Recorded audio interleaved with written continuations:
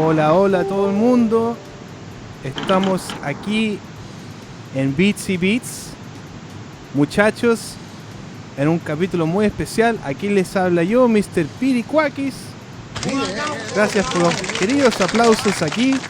Estamos en el programa número 1 de las redes sociales, aquí en Beats y Beats. Y con nosotros estamos FM, con el Mr. Mataboco. ¿Cómo estamos, compadre?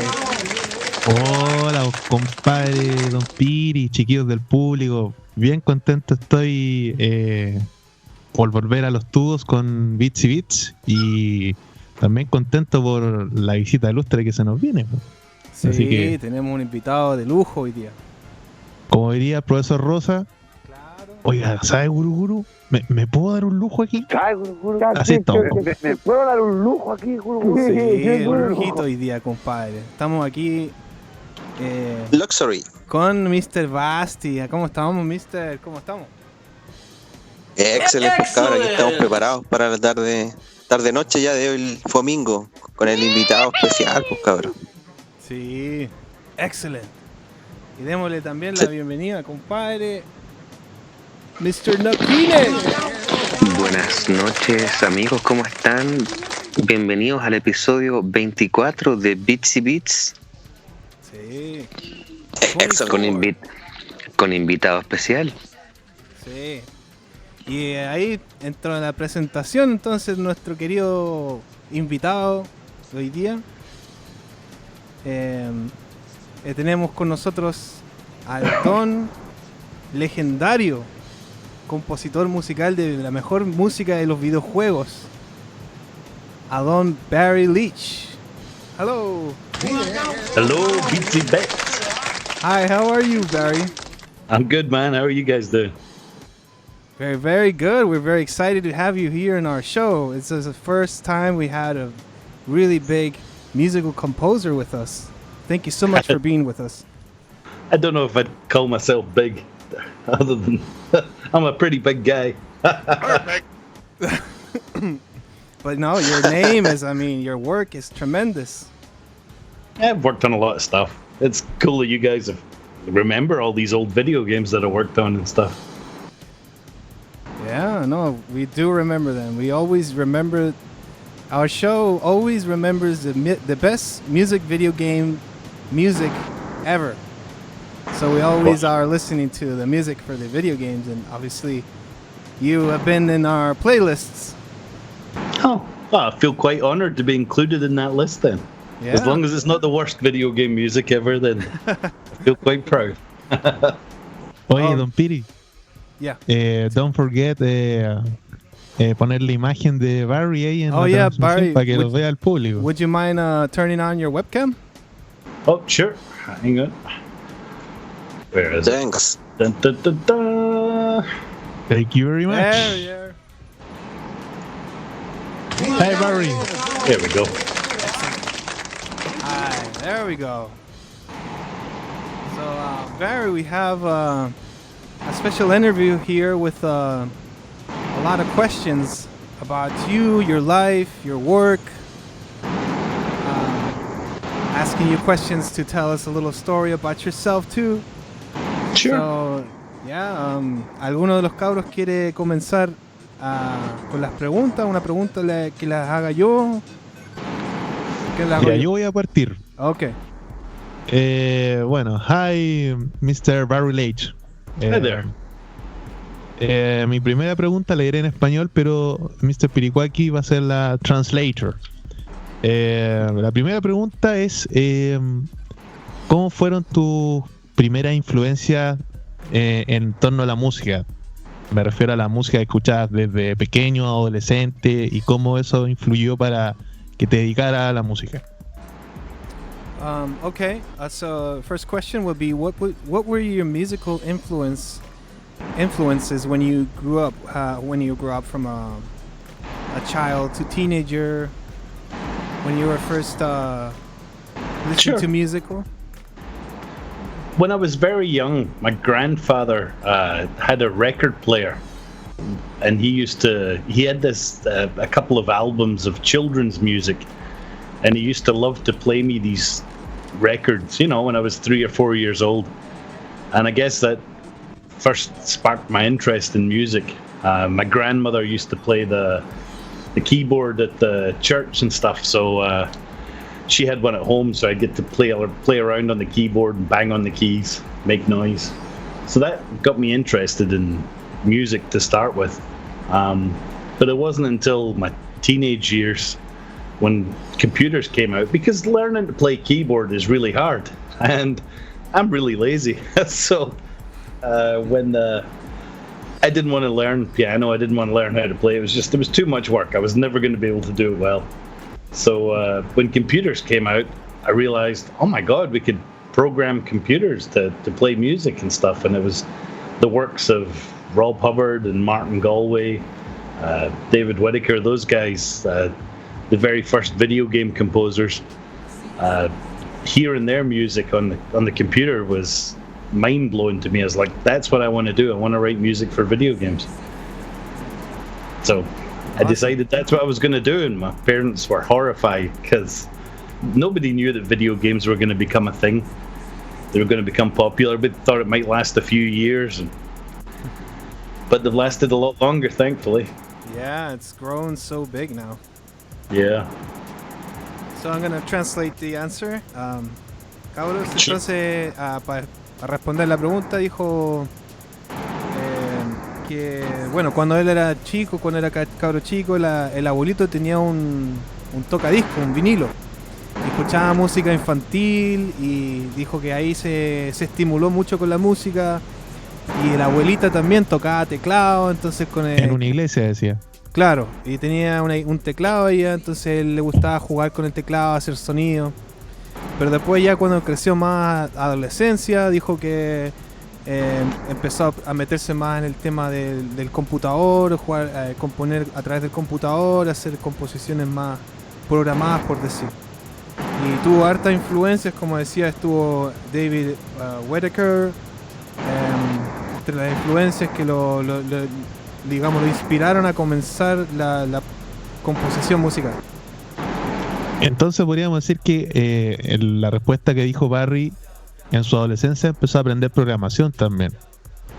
Sí. So when you were mentioning about the computers, you were learning how to program the music as well? Yeah. There was. You have to remember, at that time there was very, very little software to create music. And the very first computer I had was a Sinclair ZX Spectrum. It had no sound capabilities whatsoever. But I managed to borrow a BBC Model B computer over a summer holiday from one of my friends, and it had a music program, a sheet music program, so you could arrange the notes on screen. So I spent my summer transcribing sheet music into the computer just to see how it would sound. Oh, okay. Great. I'll translate this. Sí, dice que básicamente sí, aprendió a programar con el computador y digamos hacer trabajo con las partituras, como esos programas, digamos, noteworthy, que te muestran la partitura y uno puede cliquear en las notas. Entonces de esa manera programó sus primeras músicas en el computador.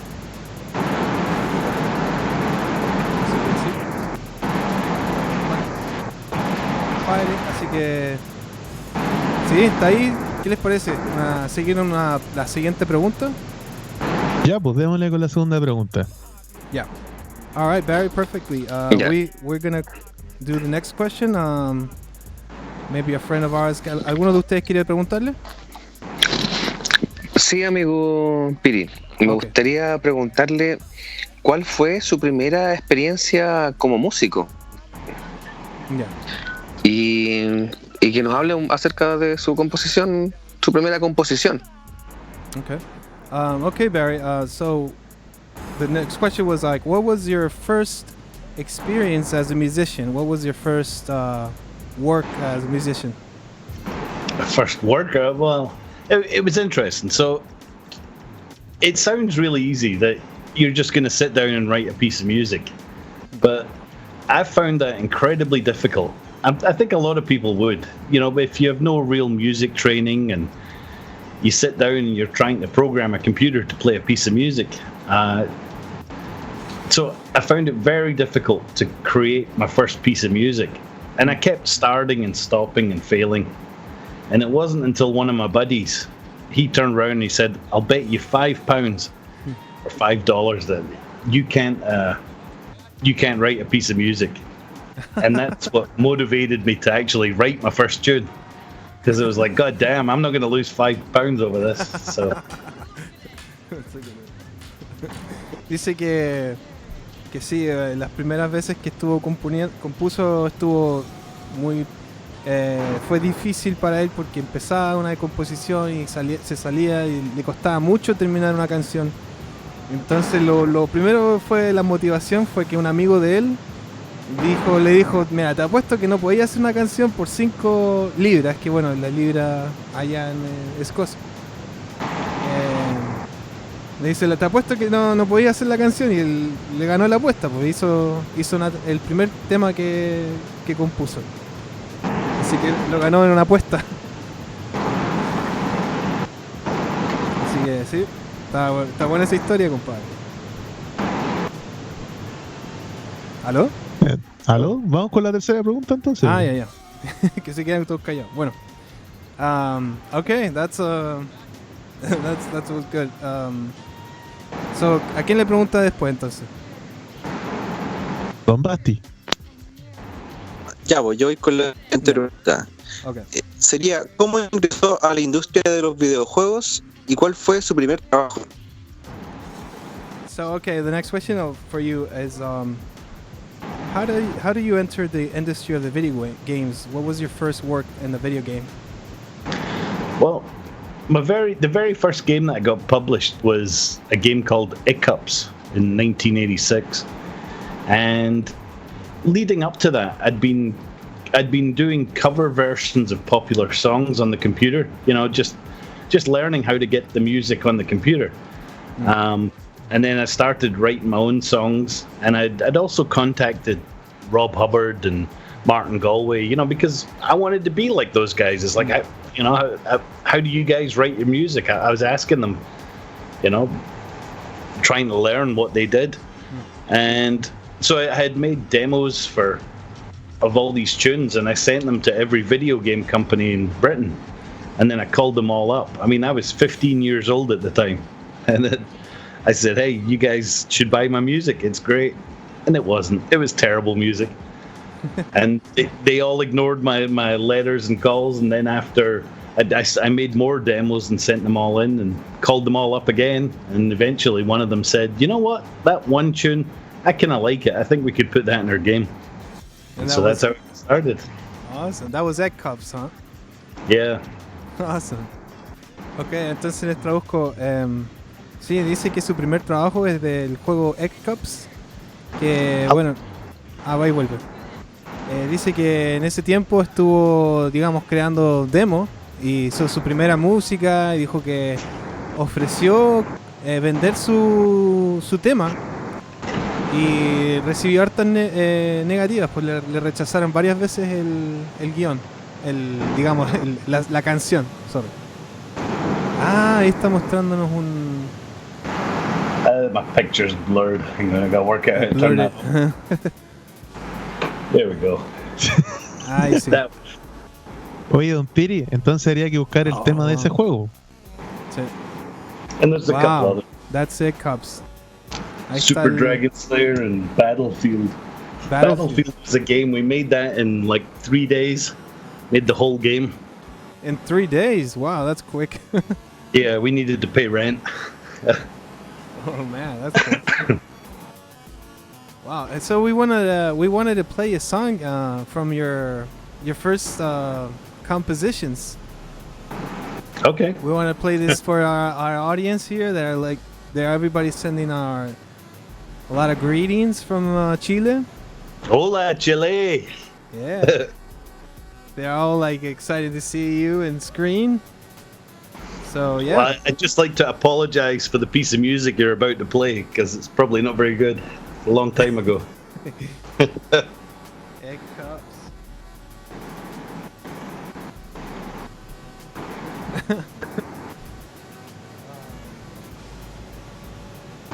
Vamos a buscar.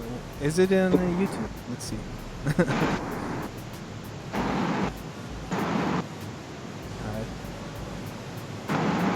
A ver. No, Mr. Nok Kine, ¿me puede mandar algunos links de... Ah, no, espérate, no te voy a eleccionar aquí. ICUPS. There you go. It is on YouTube. I'll send you the link. O sea, es que Viri, quizás sería bueno preguntarle a Barry si él quiere recomendar una canción de sus primeros trabajos, porque dice que el de ese juego no le gusta mucho. Yeah. Oh, well, yeah. Ahí nos envió por el Skype el tema. Okay. Ahí está. Nos acaba de enviar. Perfect. Ah, es Okay. excelente. We know that Thanks. you were you know, I know it's your first song, but would you like to play one of your other songs that you would like to play? Something, Sure. Something better. something better, and you know, something for the people to hear your first song. Yeah, well, this was the second game that I worked on, Marauder, and that's much better. Yeah. Far more proud of that one. Excellent. Ok. All right. Okay. Let's play the music then. Oh, Vamos con los dos temitas, we're gonna ¿no? play these two songs, and then we'll be back with more questions for you. Okay. Awesome. Entonces voy a traducir a Don Piri. Dice que vamos con estos dos primeros temas y a la vuelta seguimos con más preguntas para el gran Barry Leitch. Aquí en Yeah. Bits y Bits. Vamos con el tema aquí en Bits y Bits. Excelente.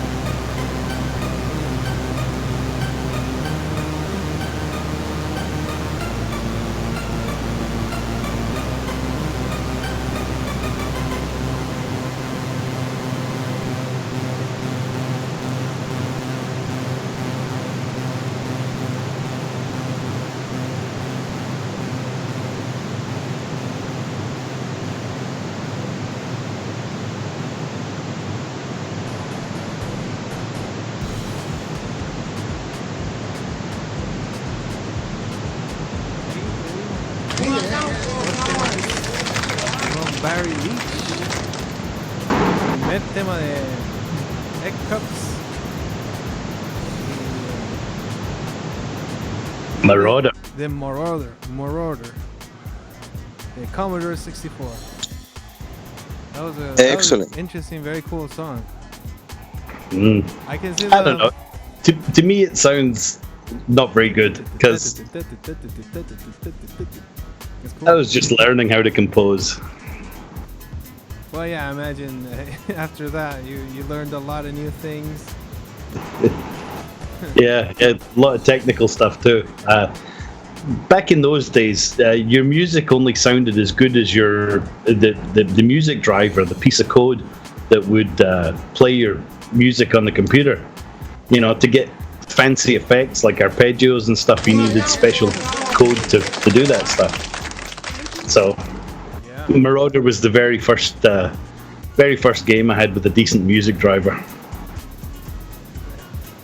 Bueno, sí, ahí estaba comentando que claro, fue su primera música, bueno, y que obviamente ha hecho 1000 temas más que le gustan mucho mejor, pero ahí vemos como en el comienzo que con su juego de Marauder, la música le sacó mal provecho a la melodía. Sí, aquí, bueno, estamos aquí en Bits y bueno, le mandamos saludos aquí a la gente que nos está hablando por el chat. A nuestro amigo Insert Play le gustaría preguntarle a Don Barry Leitch. Somebody in the audience in the chat is asking a little question to you. Yeah, something about the being on the Switch or something, or SNES Mini. Sorry. No, they were saying this question was about Horizon Chase Turbo. Oh yeah. See, he was asking if you were intending. What was I think you were asking about your if you really thought the music came to you first and then the game, or was it the game first and then the music? For Horizon Chase or for these old games? Horizon Chase. This is a question from the audience. Well, for Horizon Chase, the only thing I had from them was a picture of a mock-up of what the game was going to look like, and it was really just a block on an old retro-styled racing track. So I had really no idea what the game would look like finally, because the graphics weren't done. I just knew that everybody seemed to like Top Gear. They liked the arpeggios, and I wanted to write some crazy music. So that all just came together beautifully. I think the game turned out way better than I expected. I guess I didn't expect an awful lot from the game. I thought the game would be, all right. It'd be a good driving game or something, but I was completely blown away by the game when it finally came out. It was incredible. It's really fun to play. Really enjoyed it. Bueno, para responder la pregunta, el público Mr. Insert Play le había preguntado si había pensado en participar anteriormente con Horizon Chase, y dice que, bueno, lo único que tuvo para componer la música fue una imagen que le mandaron, que era con la portada del juego. Porque en base a eso hizo la música, y como sabía que había un gran hit con el Top Gear, que se sentía seguro de hacer la música, y dijo que cuando salió el juego quedó impresionado con la jugabilidad, como que pensaba que iba a ser un juego más o menos un juego de carreras, pero la verdad es que fue un buen juego de carreras. Thank you very much, Barry. No problem. Nuestros amigos del panel están aquí. Amigos, cabros, muchachos. Efectivamente, Don Piri, aquí estamos. Buenísimo, compadre. Me gustaría hacerle una pregunta a Don Barry.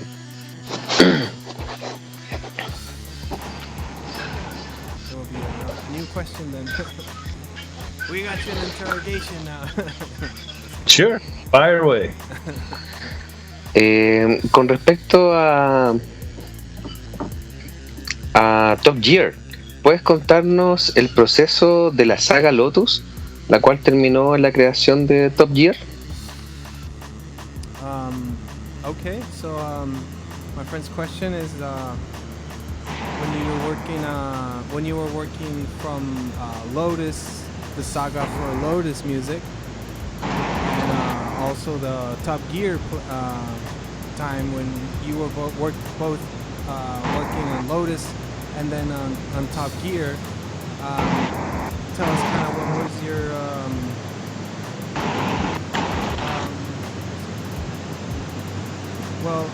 more like about the transition from these games on relation with the music. Sure.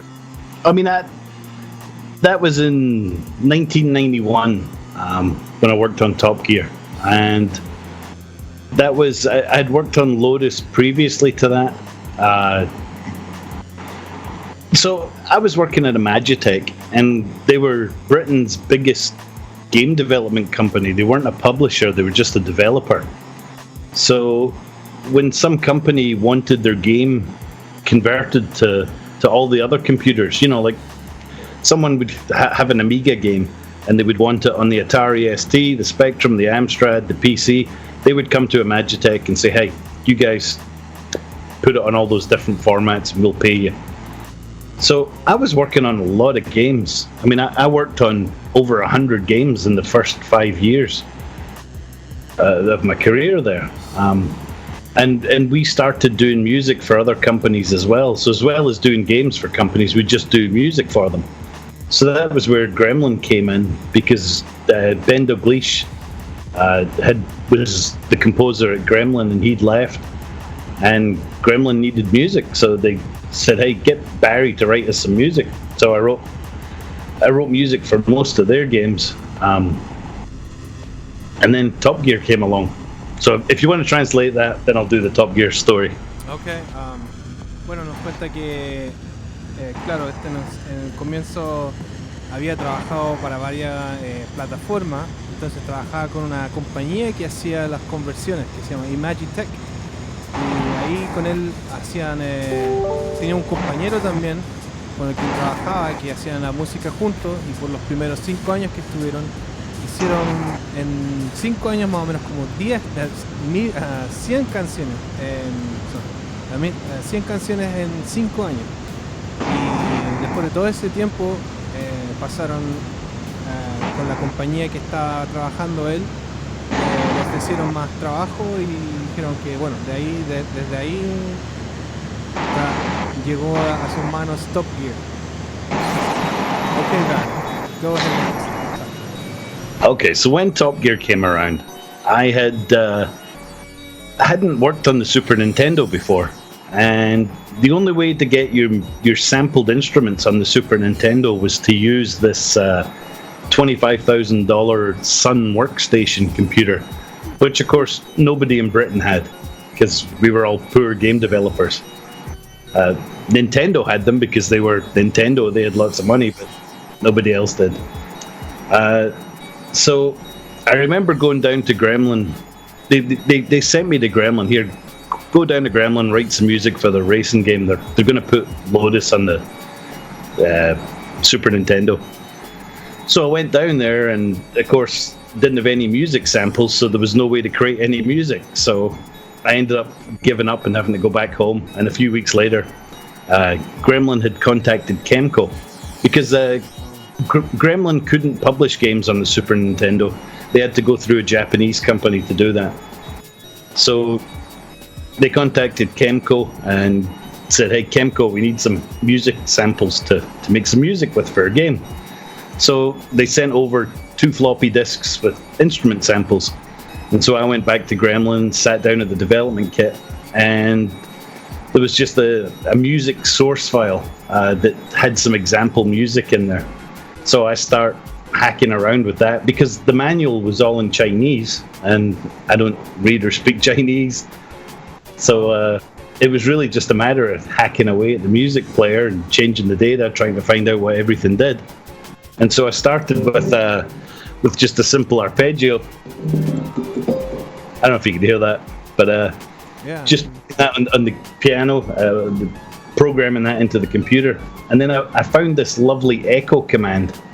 And so I added the echo to the notes, so when you played it, it would echo. And this was incredible at the time because no computer had built-in effects like that. And so, the programmers could hear me, and he comes over and he looks and he says, you know, see that number there on your screen? That's how much of the CPU process it's using, or the RAM, sorry. The RAM. He said, and if you use that echo effect, that's using up all the RAM. There'll be no memory left for the game. So I had to shorten the echo on all the notes, but the arpeggio stayed in, and I ended up making the tune out of it, the Vegas piece. You know, that's my favorite. That is a really good one. Simple 4-chord progression. Bueno, para contarles que él también se encontraba en la situación de que las compañías de videojuegos no están equipadas con equipamientos para como convertir el audio. Entonces las únicas compañías que tenían esos hardware que eran súper caros, la Nintendo solamente podía hacer eso. Entonces la compañía del que era Grandma dice que contactaron a Kento, y ahí entre esa conexión se hackearon, digamos, se metieron dentro del programa, y él podía, digamos, visualizar el uso de la memoria con los efectos especiales que había creado con el juego. Entonces el arpegio que escuchaban ahí, que los que estaba tocando ahí en vivo, es el arpegio del tema de Vegas de Top Gear. Tenía un delay que le comía toda la memoria RAM. Entonces lo que tuvo que hacer era cortar los delays para que te alcanzara todo dentro de la memoria, que era súper limitado. En el chat aquí sí tuvo que sacar trabajo con recursos muy limitados.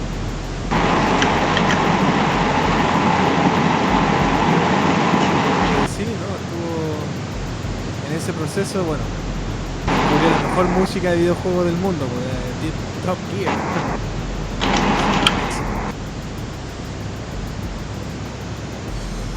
See you on the chat.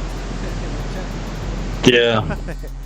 One of my buddies just showed up there. I haven't talked to him for a while. So yeah, Top Gear. After doing that first tune, you got that's the first piece of music I've put on the Super Nintendo. I've used all 8 channels. I'm working at Gremlin's office, which is an hour-and-a-half drive from where I live, and of course I don't have a car. I just got sent down there for the week, so I'm having to sleep on some programmer's couch or in the office or something. I can't remember. So I just wanted to go home, you know. So after I'd worked on that first tune, I knew I had 5 days to get all the music done.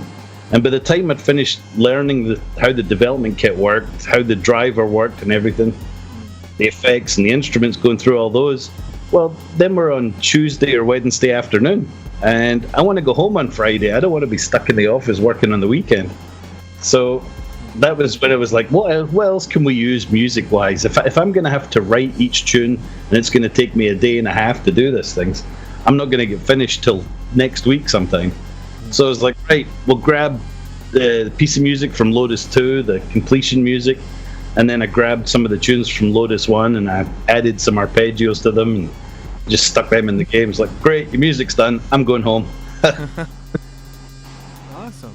Bueno, nos estaba comentando ahí una historia de cuando trabajaba con su compañía Gremlin, que le queda a 1 hora y media de la casa manejando. Entonces había días que él trabajaba todo el día y que se quedaba incluso ahí, y que en algún momento estuvo en una, digamos, con un deadline, que es como el día de entrega. Dijo que agarró la música de la serie Lotus, agarró unos arpegios, le metió más arpegios y como que reutilizó la música, pero le agregó más cosas. Dijo, ya, aquí está la música, me voy para la casa porque estoy estresado de tanto estar aquí trabajando sin descanso. Así que sí, no, resolvió ahí un problema de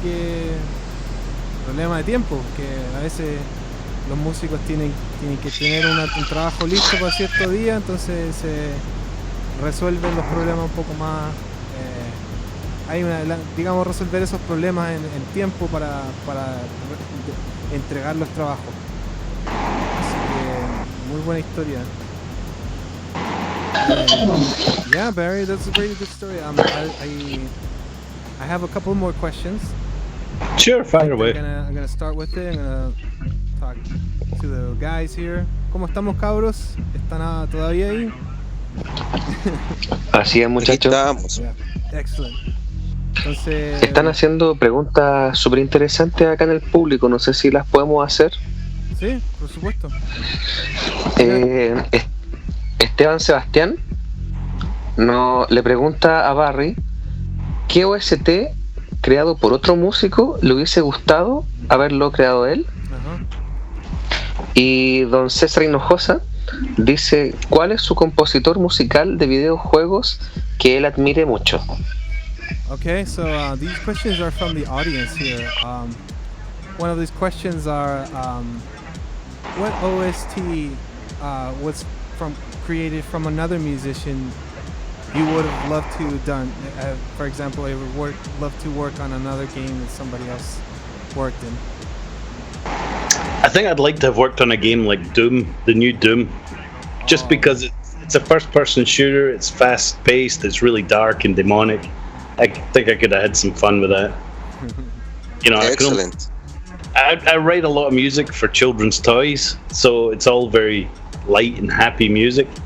So when I get a chance to write something dark, and I really enjoy that because it's just such a contrast from what I'm usually working on. Awesome. Sí, para Hail responder- Satan. Hail Satan. Yeah. Yeah. Bueno, dice Barbie. Some good old death rock. Some death rock. Para responderle, digamos ahí, Barry sí, le hubiera encantado haber hecho la música para Doom, porque es tan oscuro, hay demonios, es demoníaco el juego. Le hubiera encantado hacer un juego que no hubiese sido tan infantil. Digamos, él lo llama infantil, pero digamos más light, por ejemplo, más suave. Y hacer algún cambio, le hubiera encantado haber hecho Doom, que la música igual es genial. That was something that Red Dead Redemption 1. I was so disappointed with the music in that one. But Red Dead Redemption 2, the music was really good. I was so frustrated because I wanted to hear that Ennio Morricone music. You know, the spaghetti westerns. I'd have loved to work on a game like that. Just to get your teeth into anything that's got good themes, whether it's western or medieval or something. Just a good style to work within. Yeah, I agree. It's very cool. Dice que él también tuvo muchas ganas de hacer la música para juegos como el Red Dead Redemption, que tiene digamos una referencia histórica de los vaqueros, el estilo de Ennio Morricone, como todo ese spaghetti western que tiene la música de cowboys, de vaqueros. El GTA caballo para los amigos. Claro, el GTA caballo. Que decía que el primer Red Dead lo encontró muy mal a la música. Sí. Decía que la del 2 la encontró mejor. Sí. Decía que al Red Redemption 1 le gustaría que hubiese tenido música como la de Ennio Morricone, como Claro. Spaghetti Western. Sí. La de los western, claro. Oye, cabros, ¿les parece que vamos con los temitas de Top Gear 1 y de Lotus? Los dejé ahí en el chat, Don Piri, para que los escuchemos. Yeah, well, we would like to play a couple of your tunes. We would like to listen to a Top Gear song and a Lotus song. Sure. So, yeah, we're gonna rock them. ¿Dónde me dejaste el link, compadre? Los dejé en el WhatsApp, compadre, el WhatsApp de Bits y Bits. Después respondemos la pregunta de César entonces. Puse el tema a continuación vamos a escuchar dos temas. Es la música de Lotus 2, el main team, pero la versión de Amiga. Y de posterior a eso vamos a escuchar el tema clásico de Top Gear 1, el track 1, que es el más famoso y que utilizamos incluso en la promoción de este programa, que por lo demás es uno de los temas favoritos del público, hay que decirlo. compadre, ¿por qué no me mandáis los links a Facebook por último para pegar y... Ah, ya. Ok, Bueno. ok, te lo mando al tiro. Dame un segundo. Vale, compadre. Así Mr. que, Spirit. ya, dígame. Entonces después vamos a responder la pregunta de César Hinojosa. Sí, vamos a preguntarle después la música, Perfecto. la pregunta de César. Bueno, entonces vamos con los So, temitas we're y gonna go después la pregunta. Yeah. Oye, Piri, ¿le podríais decir a Barry si se puede mutear durante la canción? Oh, okay. Barry, we're getting a little bit of like noise sound, like a white sound or something. I guess it's like a sound. I don't know if you hear it, but maybe we Air could all conditioning. mute our microphones Sure. while we're playing the songs. So cool. Thank you. All right, Barry. We'll listen to 2 songs and we'll be right back with more Beatsy Beats. FM. Vamos con los temitas aquí en Beatsy Beats FM.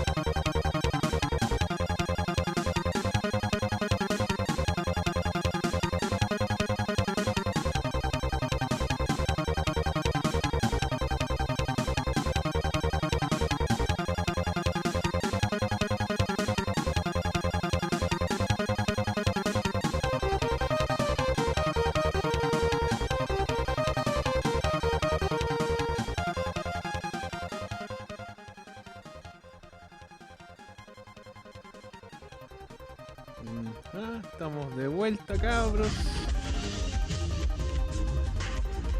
Comentando el gran tema de Don Barry Leitch, de Top Gear y de Lotus. Excelente. No, qué buenos temas, great songs. Great songs. So Top Gear was it really popular in Peru and in Chile as well? Sorry. Yeah. Yeah, very popular in Chile. That's crazy. Yeah. What do you think caused that? Because it seems like people played it in Europe and America, but it wasn't super popular, I don't think. Well, I think that made it very popular when the Top Gear 2 came out. There was a level in Chile, and I think that a lot of people really were surprised to see that there was a game that was in a Super Nintendo that had a location in Chile. But I think that in Chile that was appealing for Yo la vine de Chileans. nuevo, ¿no? And well, eventually everybody loved that song that we heard. That's a classic, basically. And a lot of people just like, I see it until today, a lot of people posting your song with a kid that's singing in the disco. Yeah, dancing away. Yeah. Yeah, it was a really funny video. Dile que forma parte como del soundtrack de nuestras vidas. Oh yeah, he's saying that music became the soundtrack of our lives. You know, It's crazy. It's so much nostalgia. Piricuaki, dile también que muchos de los que estamos escuchando ahora, incluidos nosotros los panelistas, crecimos escuchando esta música porque jugábamos los juegos de niños y nos pegó mucho en esa etapa. Sí. Well, he's saying that we all grew up listening to these songs. These songs were very popular for us. We grew up with this music. All of us in this show. So since we were kids, like the best memories, and we always remember those times. You know, the '90s. I know I ran into a lot of that in Brazil in particular. People would always talk about how they remembered sitting playing the game with their brother or their father or their uncle. Yeah. You know, and now when they hear the music, it just takes them straight back to that. And maybe, you know, if their fathers died and stuff, it just holds so much memories to them. Yeah. So and it's close to their heart, you know. So you get this 6'5" Brazilian guy who really wants to give you a hug. You're like, okay. That's cool. But it's so touching. I mean, it's great to be able to have that connection with people. Yeah, no, the music it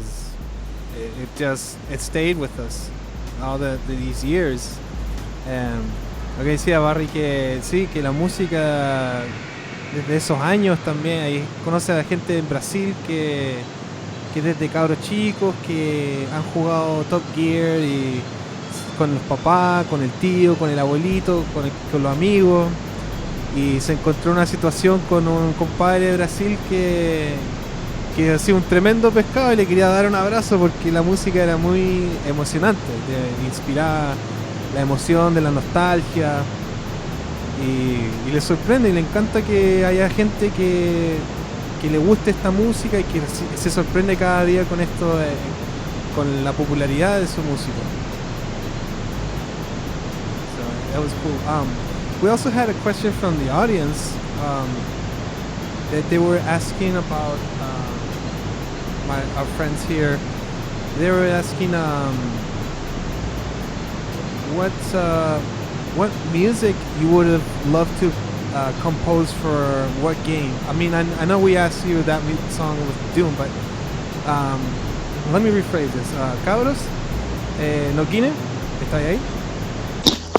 Sí, la siguiente pregunta es de César Hinojosa y es: ¿cuál es su compositor musical de videojuegos que él admire en demasiado mucho? Okay.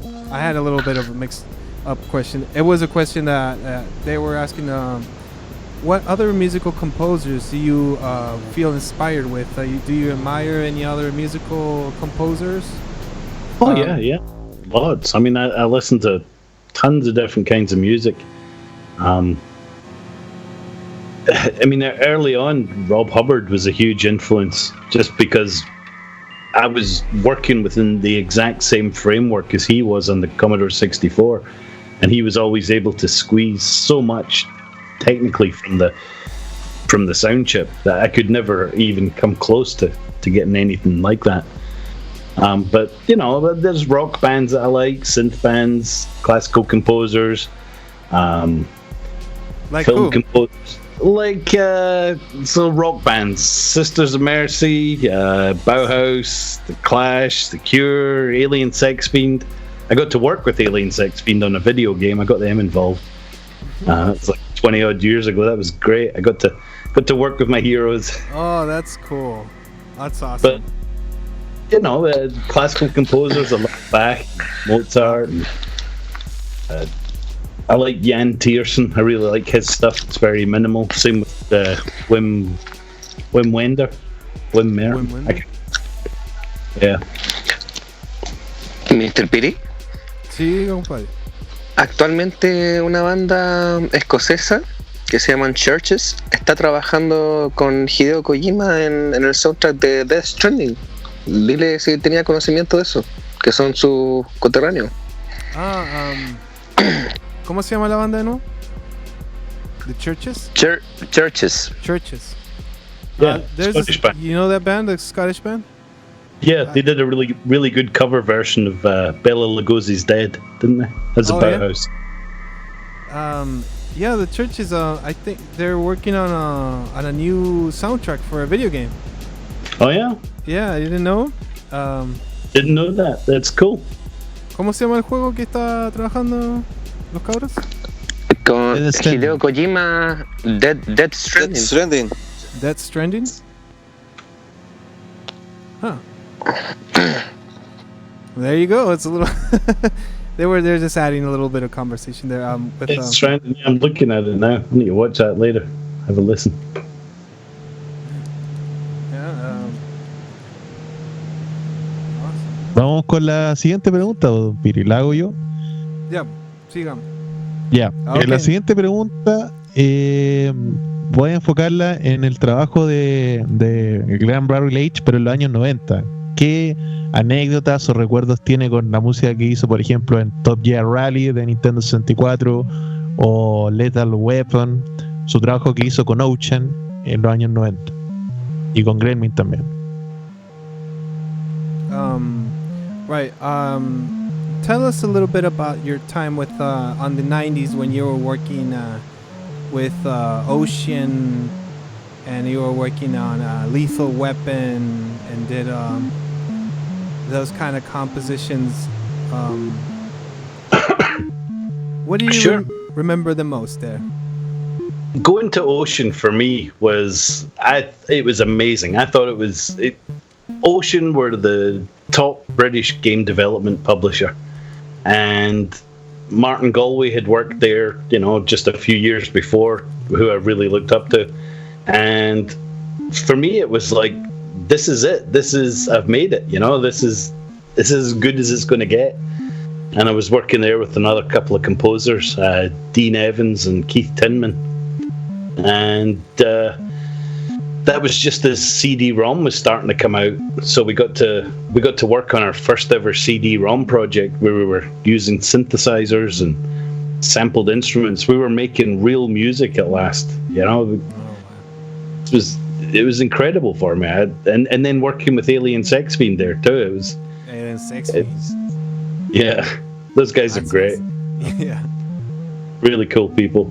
Some of the nicest people you'll ever meet too.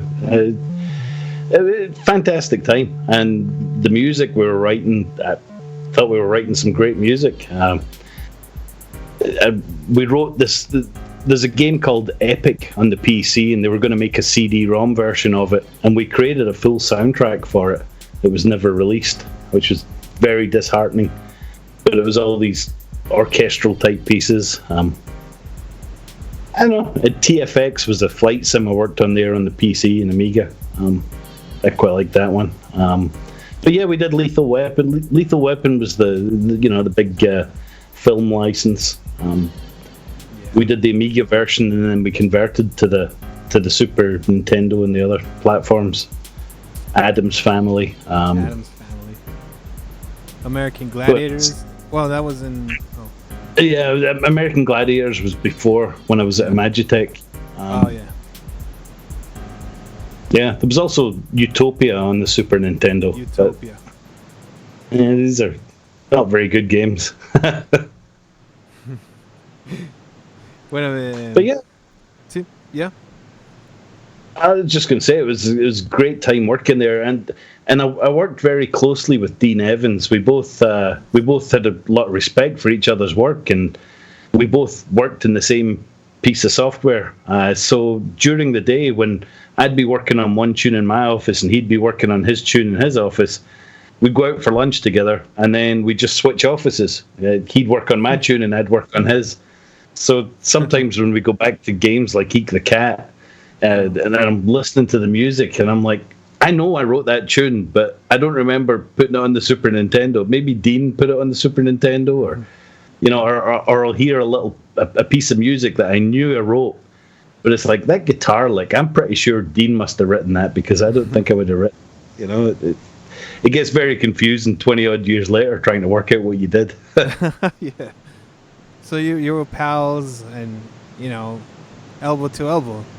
Yeah, just working on the projects, having a great time writing music. It was so creative. Cool. We were very passionate about it, and it was a lot of fun. Awesome. Bueno, cabros, entonces les comento que, sus tiempos en los 90 cuando trabajó con Ocean, dijo que, ahí cuando llegó a trabajar a esa empresa, dijo, aquí la hice, aquí llegué a la punta de la pirámide, aquí estoy en los mejores tiempos aquí. Y estuvo trabajando también con su compañero Dean Evans, que es su compadre de la vida. Pues, o sea, él decía que habían momentos en que se intercambiaban de oficina y trabajaba en la música de él, y él trabajaba en la música de él, entonces hacían harta colaboración musical entre ellos dos. Y y después de tanto tiempo, a veces le pasa que escucha la música y hay partes que no la había hecho él, la había compuesto su amigo Dean Evans. Entonces entre ellos dos están trabajando juntos y pasándola súper bien. Y que sus mejores recuerdos también fue haber trabajado con la banda Alien Sex Fiend, que para él también es como trabajar con sus ídolos, que es una banda muy interesante y tiene mucho bizarrismo, por lo que decía él, que le gustaba mucho esta banda, y fue increíble haber podido trabajar con ellos y colaborar con tantos artistas y pasarlo también. Dijo que los momentos fueron muy buenos en esos tiempos, así que nada, pues esos son los buenos tiempos de los 90, y gracias a la experiencia que tuvo siguió trabajando. Excelente, excelente. Oye, don Piri, Dígame. puse 2 temas para que escuchemos ahora de precisamente de esa época de los 90 de Barry Leitch en Ocean. Te dejé los links en Facebook. Okay. Y son 2 temas, uno del juego Lethal Weapon y otro de Egg el Gato. Okay. Ambos de Ocean, para que los coloque play, compadre. Okay, that sounds great. We're gonna play a couple of songs from your the time with your compositions with Lethal Weapon, and also a Eat the Cat song. Okay, now remember, I only wrote some of those tunes, so I hope you picked ones that I wrote. Oh, okay. This is the first song, "Flying Saucer" from Eek the Cat. Was that you? Maybe. Is that the reggae one? I think so. Let me see. No, I don't think so. Flying Saucer. What about Lethal Weapon Mission 1 music? See, I don't know which tunes were used where. Let me look up the links on YouTube. Okay, give me a second. Sending you the links. There you go. That's Lethal Weapon right there. And Flying Saucer from Eek the Cat. Okay, that flying saucer one. I think that's mostly Dean. Dean Evans? Yeah. I know I remember converting that tune to the PC to the MT32. I think it might have been Dean's. The title tune from Lethal Weapon is definitely one of mine. Yeah, that one is yours? Okay. Mission 1. I really like that one. The Lethal Weapon song.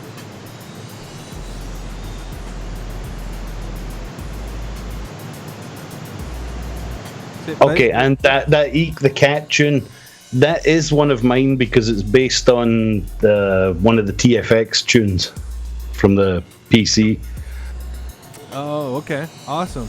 All right, we hit the nail then. Yeah. Cool. So, okay, we're going to listen to a couple of songs from the times with Eek the Cats and Lethal Weapon. Awesome. Ya cabros, aquí les vamos a poner un par de temitas para la tanda musical. Aquí les va Eek the Cat y Lethal Weapon, Arma Mortal. Así que aquí les va la música en Beatsy Beats.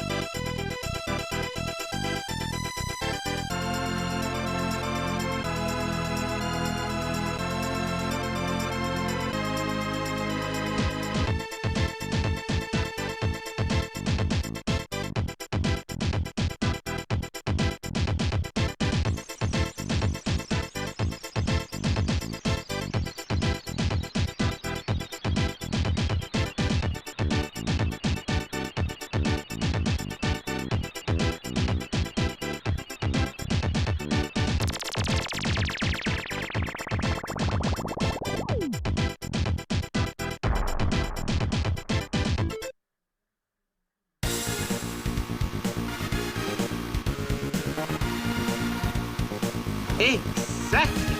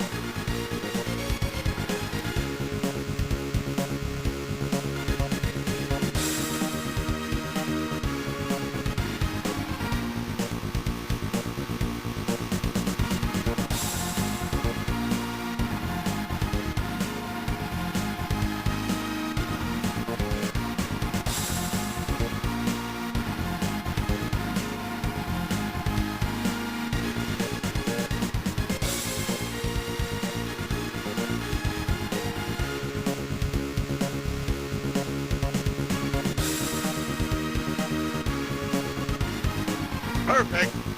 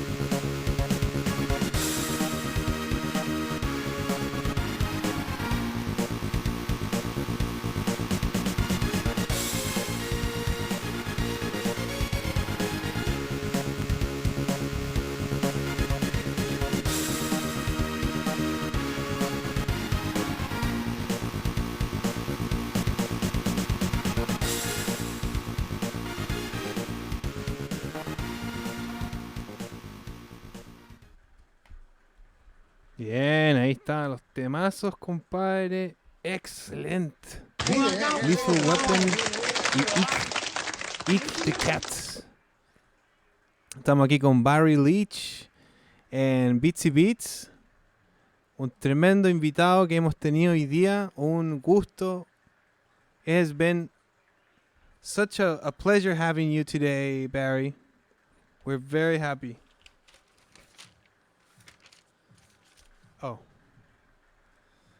Let's turn on the... There we go. Yeah, no, this is great. Although Skype has a little bit of audio problems, I feel that there's something that Skype does with the audio. I don't know why, but the music comes out a little lower than it should be. Yeah. Well, it has that setting in Windows to lower volumes when you're in a call. Yeah, it's it screws up with our music part. Well, anyways, it's been great. These songs are awesome. Like the Lethal Weapon song is such an amazing bass line. It's just like staccato style. Like I love playing bass. I'm a bass player. And that song is just playing that song is just really awesome. Did you compose the bass lines too? Well, yeah. Usually when I compose a piece, I usually compose everything. All those. The bass line was awesome, man. Kudos to that part.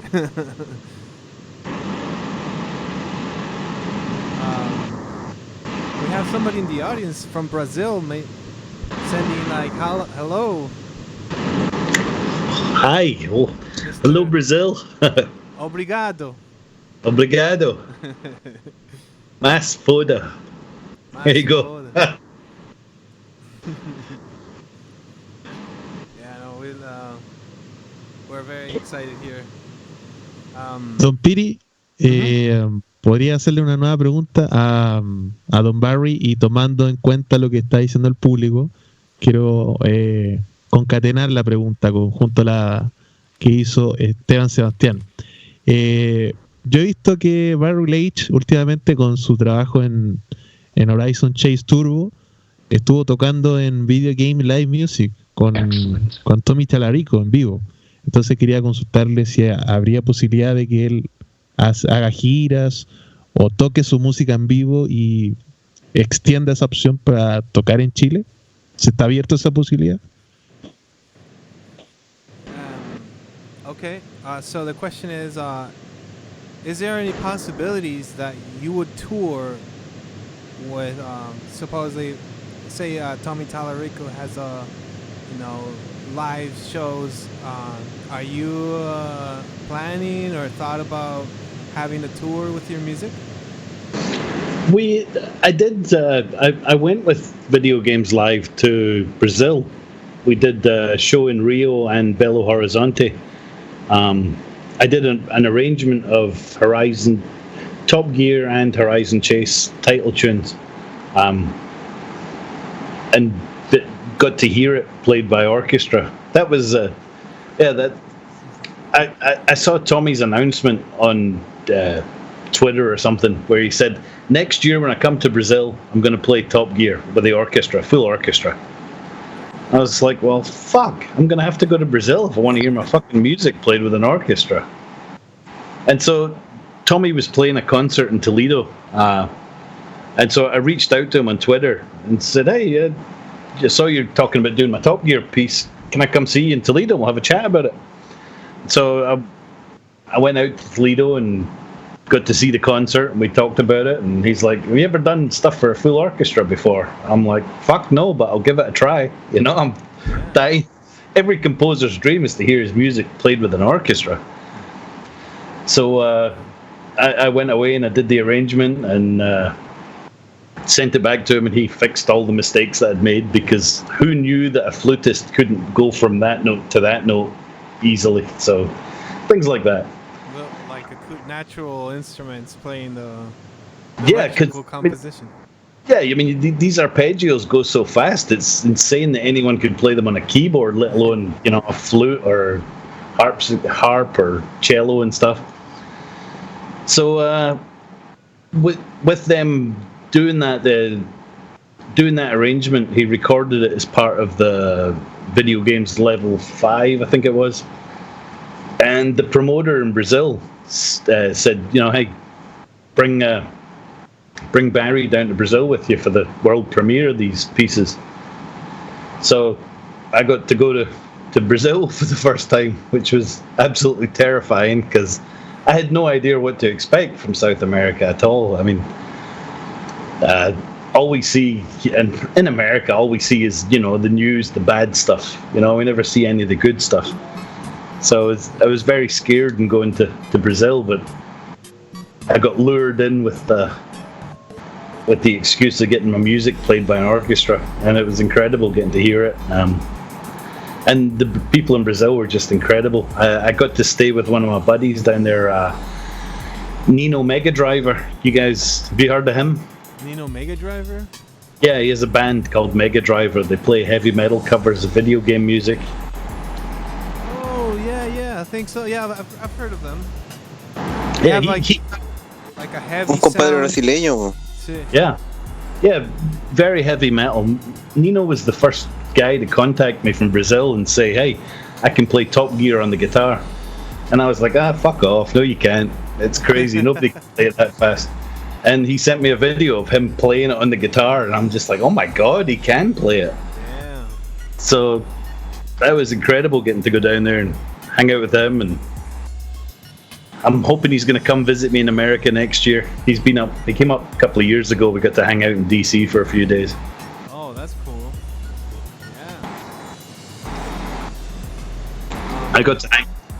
But video games live. Yeah, I mean, if the promoters were paying for me to go to Chile, yeah, I guess I could go to Chile. Oh yeah, that would be great. There's this yearly festival that's called Festi Games, and they do like a convention of video games, and they usually have guests. And people in the chat are saying that no, they have to definitely invite you some year and have you play a live show. That would blow everybody's mind. I mean, that's the trouble. I don't play piano. I never learned. I got the computer to do it. But well, that's what makes my concerts suck. When I went back to Brazil a couple of years ago for the big Brazil Indie Game Festival, I did a little show with Nino Mega Driver, where he played all the tunes on guitar, and I talked to the audience, and we talked about the old video games and stuff. That was fun. Plus, they had the dry ice machine, which I thought was just awesome. I should have written words to the song so I could sing them on stage or something.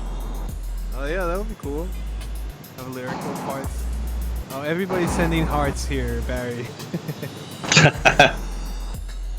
That's very nice. I see them in the YouTube channel. I don't know where else I'm supposed to be looking. I've got like 3 windows open. Skype, Discord, YouTube. I've got 3 monitors. Yeah, we have a lot of chatting going on YouTube. Everybody in the audience are very excited.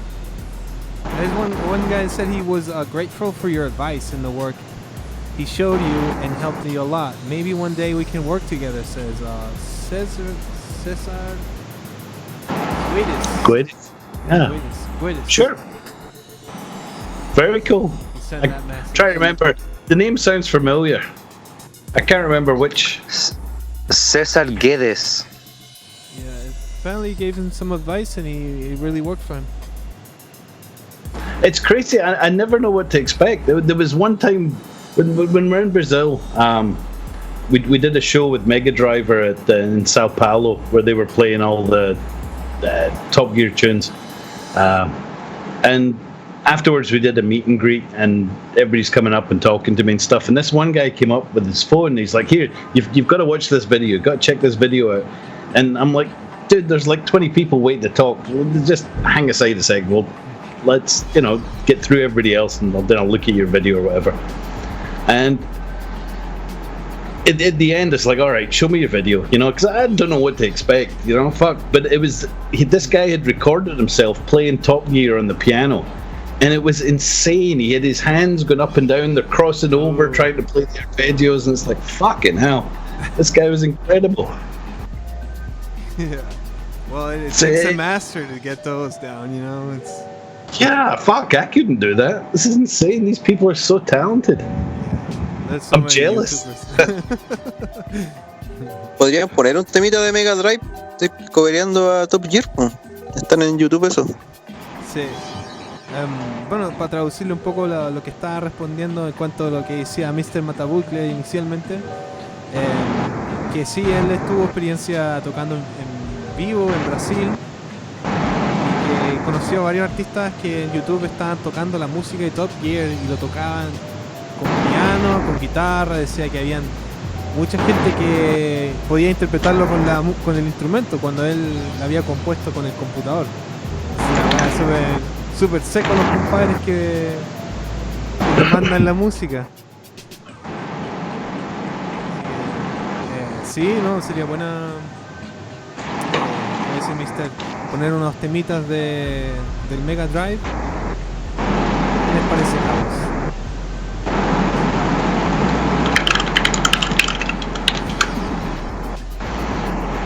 Well, okay. Démosle. Oh, okay. We're looking for a couple of songs so we can play. And, Sure. Don Piri, mira, yo mientras tanto estoy Ahora- buscando el tema de Mega Drive, pero por mientras te mandé uno de Horizon Chase Turbo para que lo agregue al playlist, yeah. que es del trabajo actual de Piri. Leitch, para que escuchemos. Actually, I have one. Don Piri, I've got a aquí Barry acaba de decir que se acuerda de César Guedes. Okay. You recognize our friend Cesar. Yeah, he did some artwork that was really cool. I remember seeing that. Wow, that's cool. Nintendo Switch, yeah. Awesome. So we got a song from Horizon Chase. And my friend is Ahí finding le dejé el temita de Mega Drive en el Skype. En el Skype? Okay. Ya listo. We're gonna play the Mega Drive song too. Oh, Mega Drive one. I was going to give you one. The in Horizon Chase Turbo, they've just had some DLC for it. The Summer Vibes DLC, and there's an extra tune in that. There's a new tune in there. Did you guys want to play that one? Oh, that That's sounds it. like a surprise thing. It's like It's- an Easter bunny. Easter egg. Yeah, it's a nice, happy tune. It's very 80s. It's got a really strong melody, and it's all pretty. And then I wrote it like a summer day. You wanted it all nice and happy, and everybody's just having fun. And then the big cloud comes in, and thunder and lightning everywhere, and chaos. Oh, that sounds great. Let's get this song. Barry nos mandó un tema especial que viene con el DLC de Horizon Chase. Y dice aquí que este tema es un tema que es especial, que salió hace poco y que es un bonus. Así que para que le pongamos oreja, pues, cabros. ¿Qué dicen? Yeah, no problem. Póngale play. Alright, let's Do it. Let's play. Ok, cabros, vamos con más música de Barry Leitch aquí en Beats y Beats.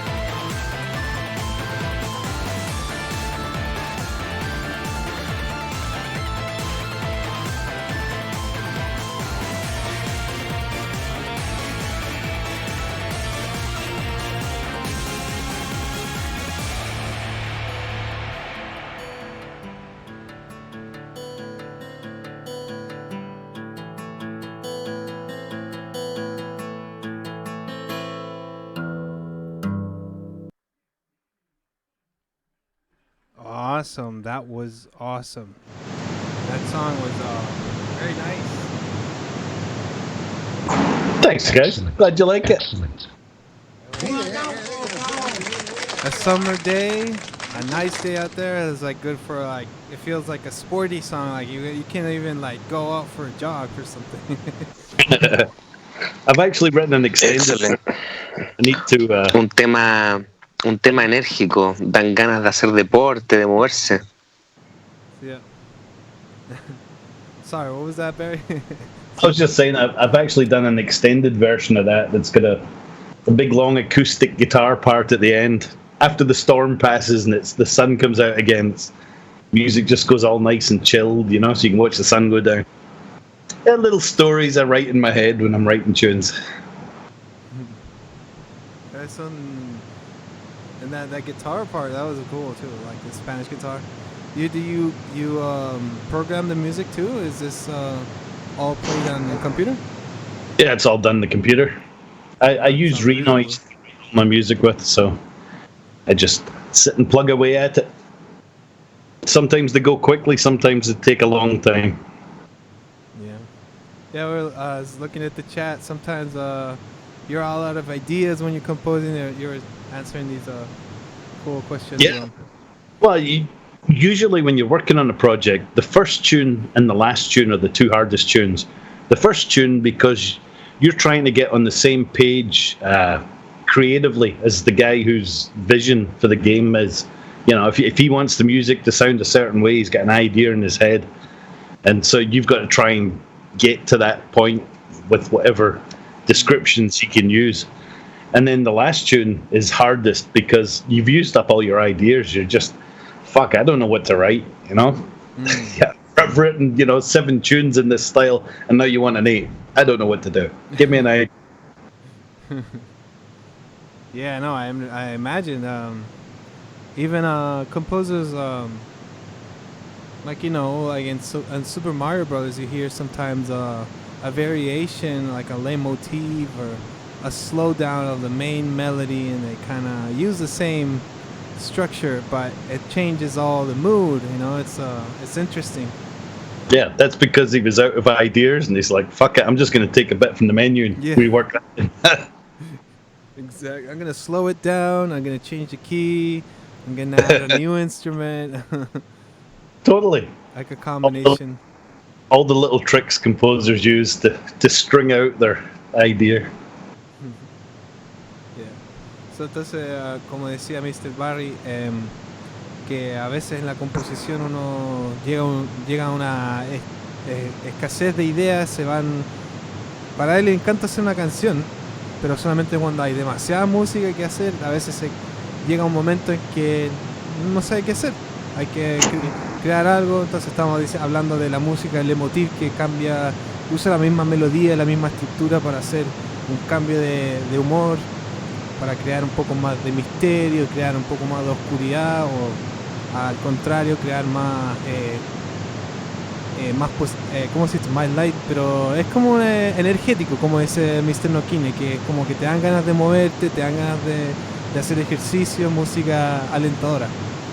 Pero hay cambios también, pues hay cambios. Entonces él lo que trata de hacer siempre es interpretar lo que el programador, el director está tratando de lograr con el juego en cuanto a la musicalidad. Entonces siempre ha visto que eso ha sido una de las partes del proceso de la creación del juego, que siempre trata de interpretar la visión del director. Excelente. Oye, Don Piri, tengo una pregunta más para el maestro Barry Leitch. Okay. Pregúntale sobre sus proyectos a futuro. ¿Qué es lo que se viene próximamente, lo que está trabajando a futuro Don Barry Leitch? Si te va a trabajar en algún nuevo videojuego, alguna nueva franquicia, etc. Okay. So a question from our friends here. They're asking about Grandmaster Barry. What is coming up next, Barry? Are you working on new projects? Are you gonna mount to a new video game? There's I'm not sure what I can talk about because I've signed NDAs and stuff. There may be some more Horizon Chase tunes. Can't talk much about that though. Okay. Yeah. Okay. Disclosure. That's fine. There may not be other tunes, but there may be. Okay. There's a couple other driving games that I've been doing little bits and pieces for, and there's a game called Story of a Gladiator, which is coming out soon. It's a hack and slash Roman arena multiplayer thing. Cool. Is that for computer? Yeah, for all platforms: PC, PlayStation, Xbox, Switch. Okay. Probably mobile as well. You know how it is these days. When you release a game, you've got to put it on everything. Yeah. And then you've got to tell everybody in the world about it because nobody will get to see the damn thing. Yeah. There's just so many new games these days. It's insane. Oh, yeah. Every day, every year is Yeah. incredibly long. We used to play every game that was released on the Commodore 64. It was very rare that we missed a game. We'd go and pirate the games and play them all, try them all out. But these days you can't even do that. Yeah, it's a totally different thing now. Yeah, you're just swamped. There's too many video games and too many TV shows. Yeah. The Need to- entertainment world Yeah, exploded. it's insane, but it's great that that's out there. You know, I mean, you can reach so many people these days instantly across the world, and you couldn't do that before. I mean, I had no idea that Top Gear would be sold in South America, let alone people would play the damn thing. I would have spent more time writing the music if I'd known people were going to play it. Oh yes, people played it. Christmas presents. We would work on a game and you'd expect it to sell, I don't know, 30, 50, 100,000 units, maybe 250,000 units. And then you just do the next game because next week there'd be a new game and they'd buy that and play that. Yeah. We'd no idea of any kind of longevity to the pieces or... It's crazy. Yeah. Bueno, para traducirles también decía que claro que él estuvo, ¿cómo se llama esto? Lo que preguntaba el Dani. Sí, digamos con las composiciones nuevas. Él, claro, tampoco no tenía idea de que en Top Gear la gente iba a estar, digamos, convertirse en algo más popular. Pero, la pregunta del Mr. Matabucle ¿cómo se llama esto?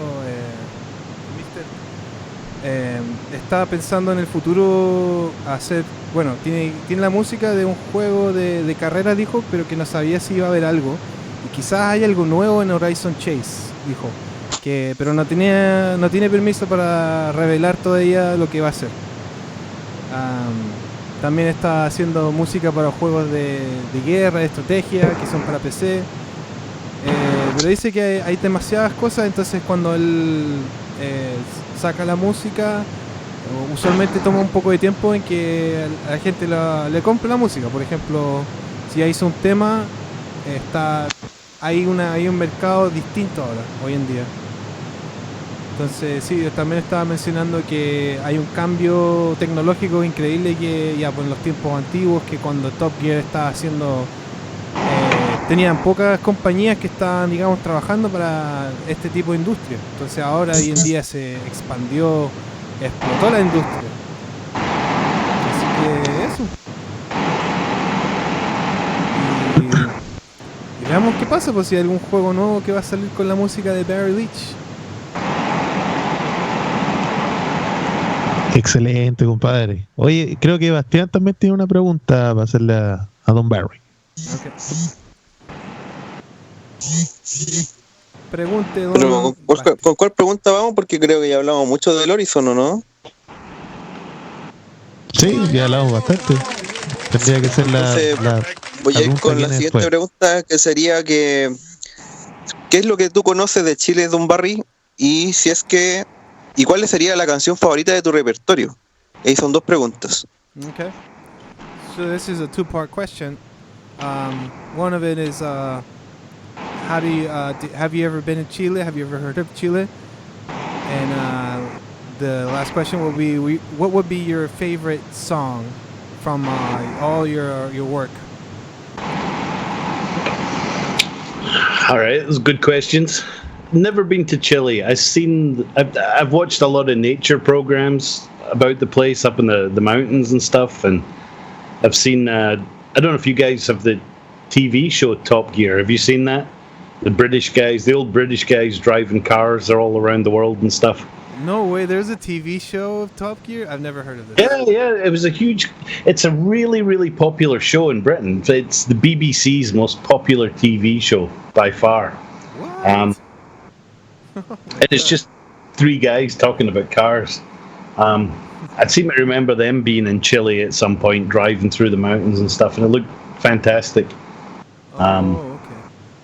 So I thought that looked really cool, because when I went to Peru the other last year, we were like, me and my buddy went. He came with me, and we were like, we should go to Machu Picchu. So we went all the way up into the fucking mountains in Peru and got to see Machu Picchu.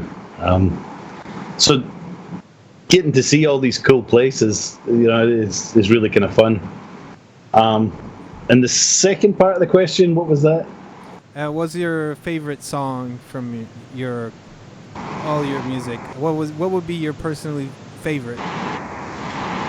That's a tough one. Usually, a composer's favorite piece is his last one, and that Summer Storm thing from Horizon Chase Turbo was one of the last things I wrote. So I'm still quite fond of that one. I don't know. There's different pieces that are favorites for different reasons. There's a game called Dark Quest 2. I don't know if you guys have seen that. It's on all platforms, and it's based on the old Hero Quest game. And I was really pleased with how some of the music for that came out.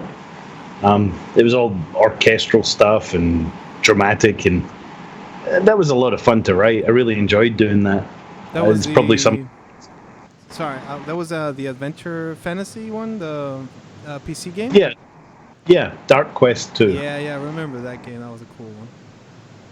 Yeah, but it's, if I look on my Bandcamp page or my SoundCloud page, and you look at how many people have played the Horizon Chase title theme versus how many people played the Dark Quest title theme, it's like 15,000 to 3. Oh, damn. It's pretty crazy. Wow. So just because I like it doesn't mean that it's any good. Well, yeah, I mean, that's why it's personally, what was your favorite? Because, we want to know what is personally for you, what do you appreciate in the music part? Well, one of my favorite pieces of all time is Spellbound on the Commodore 64. And it was written by Rob Hubbard. And when it was released on the Commodore 64, if you go back and listen to the Commodore 64 version on YouTube, you'll hear all the crazy sounds and stuff that he does. Not only is it a brilliant piece of music, technically, it's just astounding what he managed to squeeze out of the three channels with the 3-note polyphony. Perfect. On that little sound chip. It's an incredible piece of music, and I did a remix of it last year for the Project Hubbard Kickstarter thing. So I did a huge remix of it because it's such a wonderful piece of music, and I wanted to hear it taken to the maximum. I wanted it to sound like this is the best version there's ever going to be of this tune, because I threw everything at it, and I spent about a month working on it, way longer than I should have. But it was because it meant so much to me, because that piece of music inspired me when I was younger. Oh, wow. And I wanted Rob to hear it. Yeah, of course. Bueno, para contestarle aquí, Don Barry había escuchado antes de Chile. Él veía un programa británico que en esos tiempos, que el programa se llamaba Top Gear, y de Inglaterra, era un programa muy popular, y dijo que en un ¿Que capítulo... hablan de auto? Claro, que hablan de Es un auto. programa de la BBC. Del BBC, sí. Y que había visto varias cosas sobre Chile en ese programa, que ellos habían visitado a Chile, también Perú, Machu Picchu, decía como que habían referentes a ellos. Entonces había escuchado de a poquito esas cosas sobre Chile. Y digamos que la otra parte que era, bueno, su música favorita, que decía que la música de un compositor siempre va a ser la última canción que él ha hecho. Entonces lo que habíamos escuchado anteriormente de Summer Storm está muy emocionado con ese tema porque, claro, es su nueva composición y está bien contento con esa composición. Bueno, también había mencionado que tuvo un momento de inspiración con un compositor. Se me fue el nombre, pero sorry, Barry. What was the name of the composer you were talking about last? Rob Hubbard. Rob Hubbard. El compositor Rob Hubbard le gustó tanto, le inspiró tanto la música que pasó un mes traspasando y trabajando en una adaptación de la música de él. Entonces me decía que, claro, que tuvo un buen tiempo trabajando, haciendo la adaptación, pero que no, se sentía muy orgulloso de haber podido trabajar en eso que le había inspirado tanto. No, la ha pasado mortal, pues, compadre. Don Sí. Piri, Sí, compadre. me gustaría hacerle una última pregunta a Don Barry. ¿Qué anécdotas tiene él con respecto al desarrollo de música? A una anécdota divertida. Y saber también si él es videojugador, si le gusta jugar y cuál es su juego favorito. En realidad son 3 preguntas. Ya. Entonces, ¿Alguna anécdota en el desarrollo de la música? ¿Una anécdota divertida? Si es que es videojugador, y si es así, ¿qué videojuego es el que más le gusta? Okay. So my friend wants to give you the last question of the night, which is on 3 parts. So first, he'd like to tell us a little anecdote about a funny anecdote that you ever had composing music for a video game. And the other question would be, are you a video gamer? Have you played video games? And what would be your favorite game? Okay, so funny story.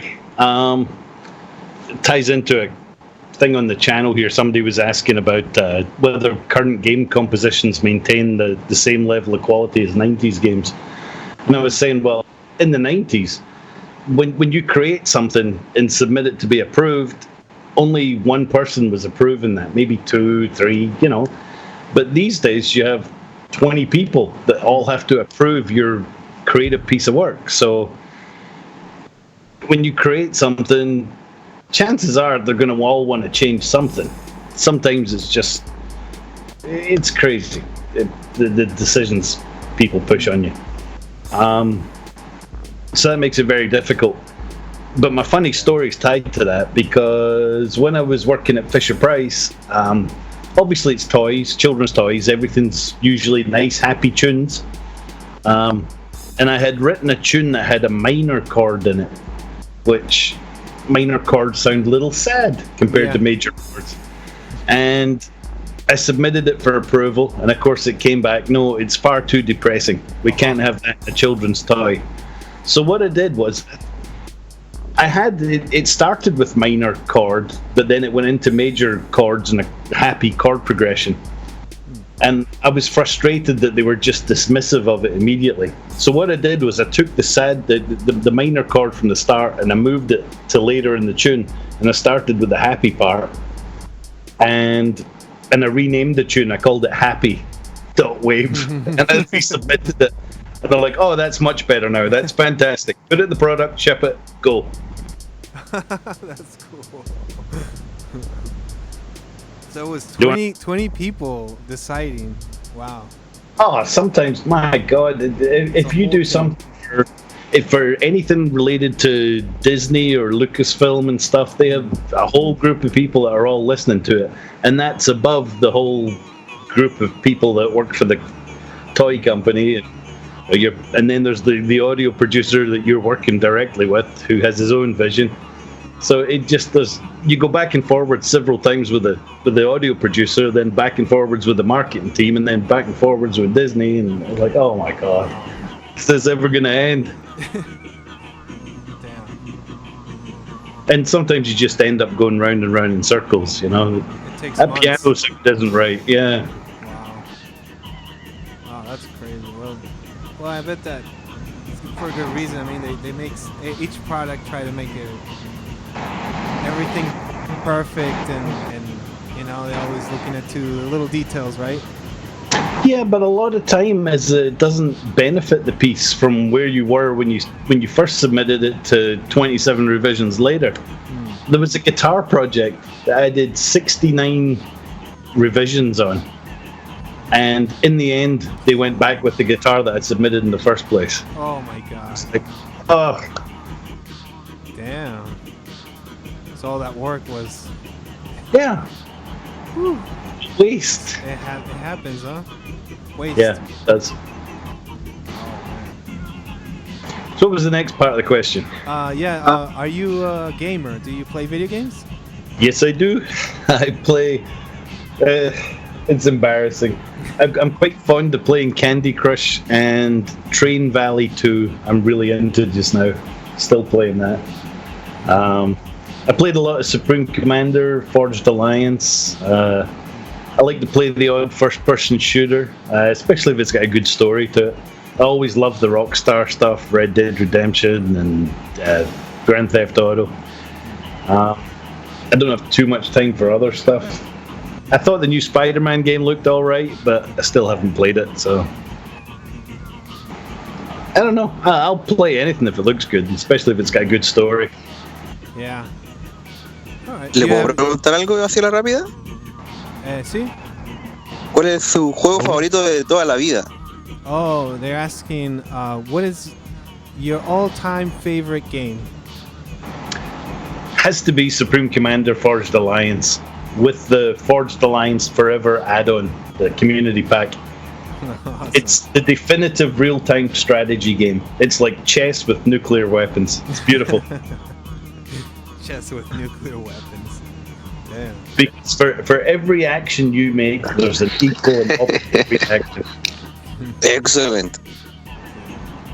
Yeah, well, ahí les da la Un gran respuesta. juego. Sí. Un gran juego. Oye, Don Piri, yo quería hacer la última pregunta ligado netamente a lo musical, porque hoy se dio a conocer el fallecimiento del gran Ginger Baker, baterista de Cream, de Blind Fate y varios proyectos musicales dentro del rock. Y quería preguntarle a Barry Leitch si está enterado de esta noticia o si alguna vez en su vida escuchó la música de Cream o de Blind Fate, etc.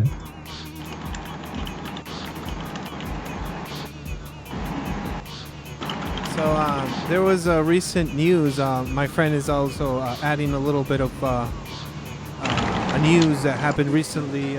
The drummer from Cream, Ginger Baker, has passed away. It was a couple of days ago, I think. Yeah, Oi. pretty recent. Were you aware of that? He died? That's sad, yeah. Yeah. Sí, había escuchado sobre eso. Y a él pregúntale si le gustaba la música de Cream o Blind Fate. Were you a fan of their music? Cream? I'm sure I've heard their stuff. I'm trying to remember some song titles. Let's see. Cream had a lot of good ones. From 1966. Yeah, I remember. It's before I was born in 70. I'm not that old. You were born in the 70s? Yeah, 1970. Sí, no, le gusta la música, pero no la escuchaba hace un buen tiempo, dice. Que no es tan viejo, nació en el año 70. Ya. Oye, gracias Piricuaki. Yo quiero agradecer enormemente la presencia de Barry Leitch. Thank you very much, Barry Leitch, for staying in this program. I really appreciate it. Thanks for having me. It's fun to answer questions. Sit and drink coffee. Yeah. So, are you going to play the Spellbound piece as an outro? Oh yeah. We should play this this music that we have a new song. For Spellbound, a remix. Yeah, let me introduce this. This is my version of Rob Hubbard's Spellbound music. It's my tribute to the man himself. He's a master at what he does. I have nothing but respect for the man. It's one of the greatest pieces of music I think he's ever written, and I can only hope that this cover version does it just a little bit of justice, because that's what this is what it sounded to me like in my head when I first heard it. And go and listen to the Commodore 64 version on YouTube. You'll hear the difference.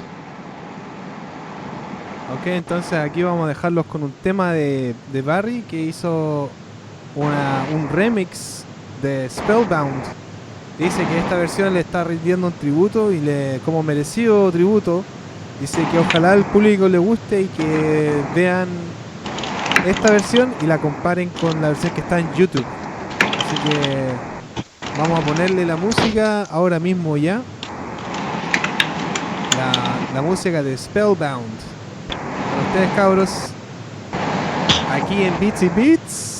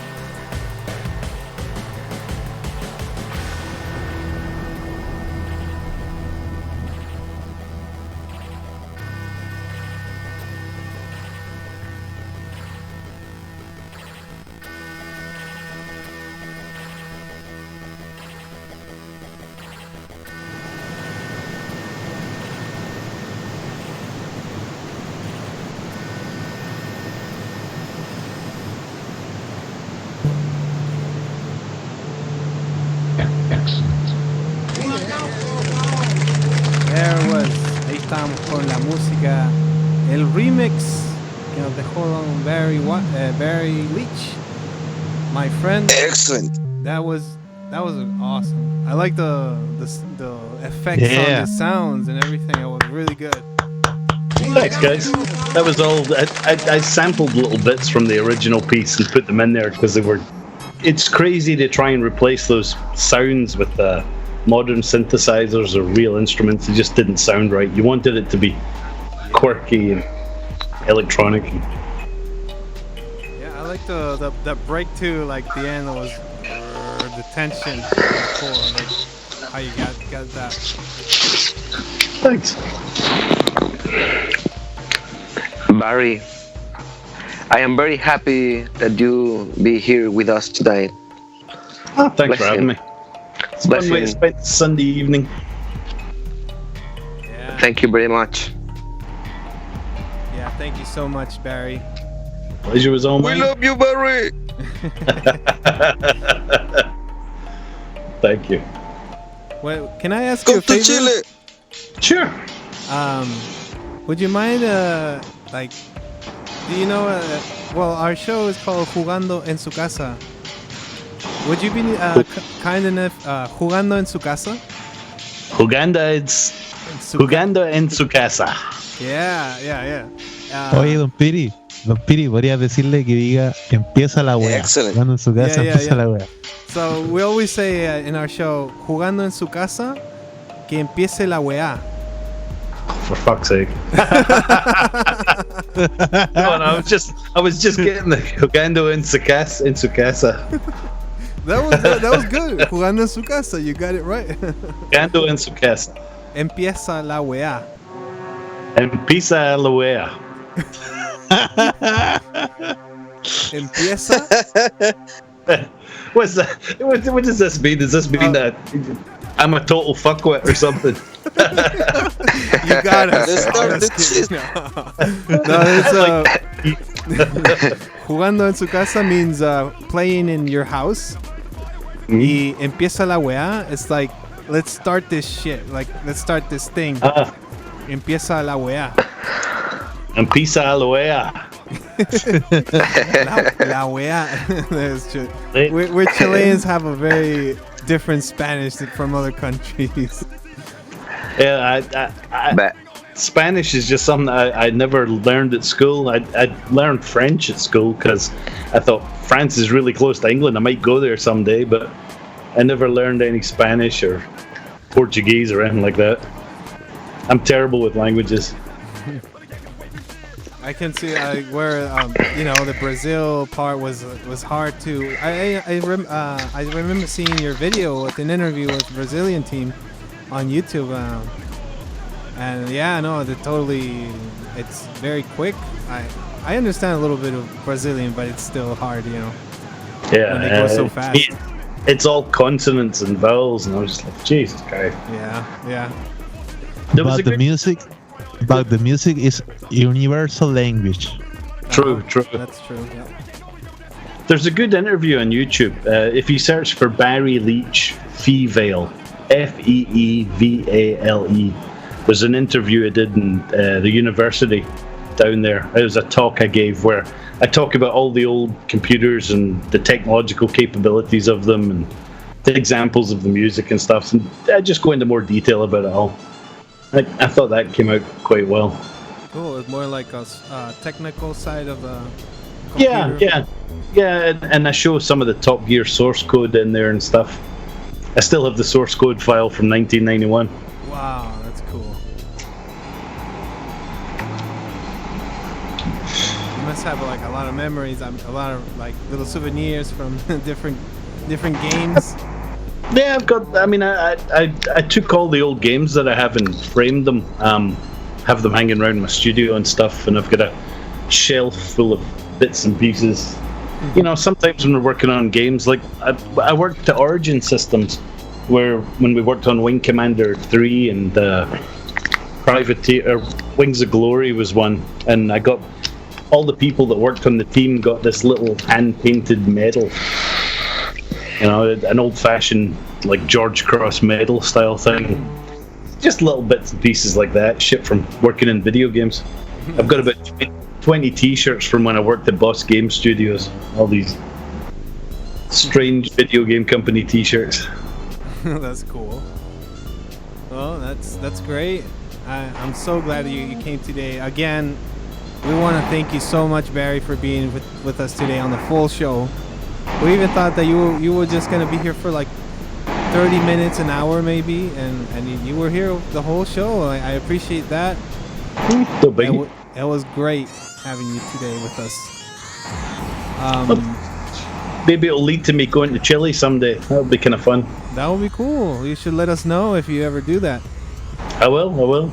Although I'll have to take my wife with me because I've left the country 3 times now without her. I had to go to Brazil twice and Peru once, and she didn't get to come with me, and she was mad about that. So next time I need to take her with me. Yeah, you definitely have to. Well, Chile's very beautiful. Like if you go to the north and then to the south, you see like an extreme change of climate. There's like the driest desert in the whole world is in Chile. Wow. And then you have like the South Pole. It's very close to the Arctic. It's you go down south and you see all these glaciers and stuff, and it's like totally worth it to do a little tour around in Chile. Yeah, that's the Patagonia. Cool. See, the Patagonias. Plus, it's not as crazy hot as Brazil, right? No, it doesn't get that crazy. It's like in Brazil you get this like humidity level really high. And, it's crazy hot there. And because I'm from Scotland, so we're not used to the sun. We don't have sun in Scotland. It's just cold and wet all the time. And so when I went to Brazil in the middle of winter, I'm walking about in shorts and a t-shirt. Like, this is great weather. They're all like, it's freezing. They've got their heavy jackets on. Yeah, those. That's Midwest. Are you? Oh, you Mid-East. You're in Ohio, right? Yeah, it's in the middle, up to the top, towards east of Chicago. It gets kind of cold there. Oh yeah. I mean, sometimes in winter, with the wind chill, it got down to -50 the other year, which is pretty fucking cold. That's cold enough where you can pour your water out and it'll freeze before it hits the ground. Turns into snow. Yeah, it's kind of fun, but it's not fun to be outside. I mean, it hurts to be outside. Any skin that you have exposed, it just hurts. Your face hurts. You're like, fuck, I'm going back outside. Freeze burn. Yeah. Damn. But the sun's nice. It's not too hot, not too cold. It's kind of perfect on summertime. Now it's gonna start. The winter's coming. Yeah. It's starting that totally.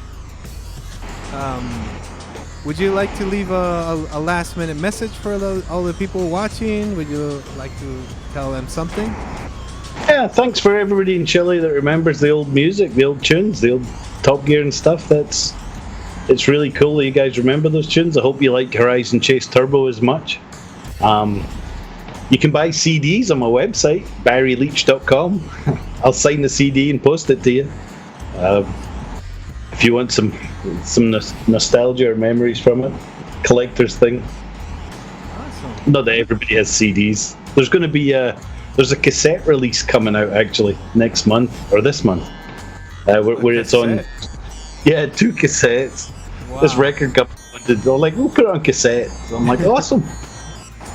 It's still there's some people that still have the cassette player in the car. Yeah, nice. What a best, like, you know, how would you be like listening to Top Gear music in your car? You know, that would be awesome. Yeah. That'd be very cool. I would enjoy that. That ride. I can't pick mine. I'm waiting for them to come in the post. I should get them soon. Oh, nice. Well, Barry Leitch deja las últimas palabras también. Le dice a todos muchas gracias por haber estado con él. Visiten su página web barryleitch.com. Ahí pueden descargar la música de él, la pueden comprar, y si están con toda la fiebre de nostalgia, también va a estar disponible para cassette su música de antología, cabros. Thank you, Barry. Thanks, guys. Digo también que si le compraban los Bless you. CDs se los mandaba firmados. Ajá, sí, autografiado. Si compraban algo por la página, se la autografía. Así que tell them about your website that if they buy your music, you'll autograph some of their merchandise. So thank you so much. Sure. And if they buy more than one, I can discount the shipping. Tell them to send me a message on Facebook or something. Ah, bueno, si compran más de un producto, contáctelo directamente en Facebook y le preguntan. Te van a descontar el precio del ¿cómo se llama esto? El shipment. El envío. Eso. Free shipping. El costo de envío. Shipping, sí. Costo de envío. Así que si compran más de un producto, les tira una rebaja, así que tienen que puro aprovechar, cabros. Ya, amigo, despidamos aquí al hombre. Alright, we're Se gonna be... ha fumado toda la cajetilla acá. Sí. we saw you smoking all the pack of cigarettes, so we're gonna be closing up the show today. Don't smoke. A great hug, bro. Thank you. Thanks, guys. Thanks Ya for no le having me. quedan pucho. Oh, we say puchos at the cigars, like in Chile. We call it puchos. Muchos. Puchos. Well, Barry, thank you again, a million times. We're very grateful again. And, Oh, you're welcome. Hopefully in the future we'll be doing more appearances if there is any opportunity. Sure. If there's any interest, we could go through and look at one of the games that I worked on and play all the music from it or something. Yeah, I'd like to check out the Horizon Turbo game. It's Yeah. like Horizon Chase. I haven't checked it out, but You haven't I've seen played it? videos. Oh my I haven't God. played it yet, so I have to do that and then get in touch and I'll tell you what I thought. Yeah, if you like Top Gear, you'll really like Horizon Chase. It's really good. And it's one of those games that bridge the generation gap. You know, you can play it against your kids, you can play it against your grandparents. Everybody can play it. It's a good game, really good game. Oh man, I'm gonna check it out. I gotta do that. All right, All right. man. All right. Have a great night and have a good week. You too, guys. Adios, amigas. We'll be in touch. Amigos. Sorry. Thank you. Thanks, Dude, guys. Thank you very much. Barry, goodbye. Cheers. Bye bye. Bueno, ahí cabros teníamos al grandioso Barry Leitch. Cabros, muy bueno tenerlo con nosotros en nuestro programa. Tremendo lujo. Un grosso. Compadre. Tremendo lujo, weón. Incluso le había dicho que si en el futuro podríamos hacer otro podcast, sería genial. Me dijo que ya, pues, tenemos que hablar. Así que hay buena onda aquí con Barry y todos vieron ahí que el compadre es súper humilde, que tiene muy buena onda. Y no, Y buena la raja, disposición man. igual. Es la mansa disposición de venir a nuestro programa. Haberlo tenido aquí fue chuta, el invitado de honor del año, compadre. Bastante bien, compadre. Un aplauso para todos. Gracias. Excelente. Sí, Tremendo, no, weón, tremendo, compadre. ¡Un aplauso! muchas gracias, siempre agradecido.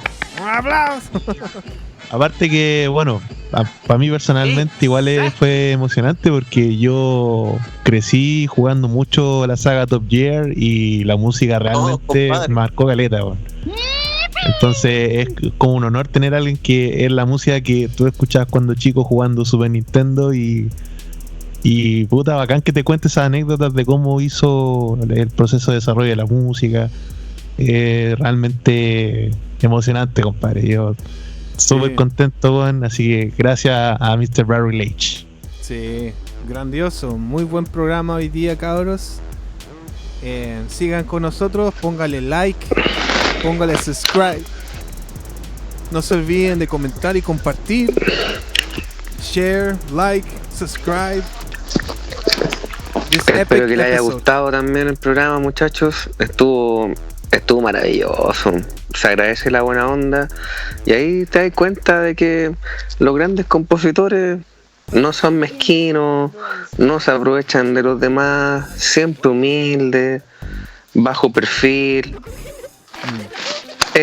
No sé, pues siempre dispuesto a la buena onda, a compartir lo que ellos saben, siempre dispuesto a entregarlo, ¿cachai? Sin poner pero y siempre con buena onda, así que se agradece. Sí. Otro gran valor, otro gran invitado que hemos tenido. Hemos invitado a otras personas que también son dispuestas a entregarlo todo sin ningún precio y sin ningún pero, ¿cachai? Así que súper bien. Y Súper quizás contento. próximamente con más invitados, pues. Lógico. O sea, se están haciendo gestiones para tener a invitados de gran nivel, ya sea a nivel nacional e internacional, compadre. Sí. Así que Sí, salió, de verdad es la primera vez que tenemos una interacción internacional y ya estamos haciendo traducción. Por lo general siempre estamos aquí echando la talla a los chilenos, ¿no? Pero Sí, hoy igual día, le pido cabros, disculpas por los problemas, ¿no? Pero cosas que pasan. sí, la verdad es que hace mucho tiempo que yo por lo menos no usaba el Skype hace caleta de tiempo.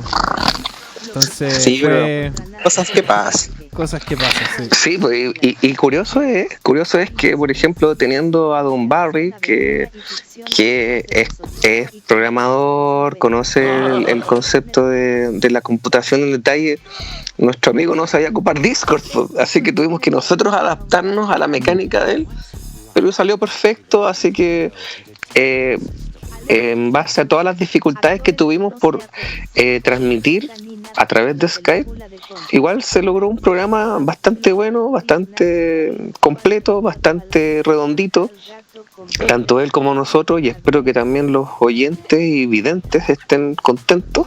Así que esto es por y para ustedes, pues, muchachos. Sí. Además, recuerden que quedó grabado Pepe Tapia, po. Y de hecho en la semana vamos a subir este podcast a Spotify para que lo puedan escuchar cuando ustedes quieran, las veces que quieran. Yo me siento un agradecido de que me hayan invitado a estar aquí en este programa, porque de verdad fue bellísimo. Estoy súper contento, estoy también contento con todos los que participaron acá en el chat. Ojalá que todas las preguntas que plantearon se las hayamos hecho, que estén contentos también con su participación. Y bien, agradecerle al panel, a Bastian, a Raúl, que también estuvo presente en el chat, al amigo Dani y al amigo Piri por hacerme parte de este bello capítulo. Así que no tengo nada más que decir. Les deseo una buena semana y que terminen el domingo de perillas, como lo estoy terminando yo, gracias a ustedes. Déjale, compadre. Oye, compadre, Eso, pues, también amigos.